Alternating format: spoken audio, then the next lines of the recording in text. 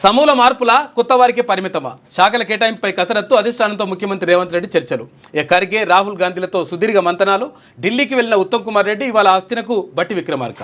రాష్ట్రంలో కాంగ్రెస్ అధికారం చేపట్టిన ఏడాదిన్నర తర్వాత మంత్రివర్గ విస్తరణ చేపట్టగా ఇప్పుడు అందరి దృష్టి శాఖల కేటాయింపుపై మళ్ళింది. మంత్రుల శాఖల్లో సమూల మార్పులు జరుగుతాయా లేదా, విస్తరణలో కొత్తగా పదవులు దక్కించుకున్న వారికి శాఖల కేటాయింపుల వరకే ప్రక్రియ పరిమితం అవుతుందా అన్నది చర్చనీయాంశంగా మారింది. ఒకరిద్దరు మంత్రుల విషయంలో పార్టీ అధిష్టానం అసంతృప్తితో ఉందని, వారి శాఖల్లో మార్పులు జరగవచ్చు అనే ప్రచారం కాంగ్రెస్ వర్గాల్లో జరుగుతుంది. అయితే మార్పులు జరిగితే ఒకరిద్దరికి పరిమితం కాదని, సమూలంగా జరిగే అవకాశం ఉంటుందని, లేదా విస్తరణలో అవకాశం పొందని వారికి శాఖలు కేటాయించడం వరకే ఉంటుందని చెప్పి ఈ మూడు రాసుకొచ్చిండు.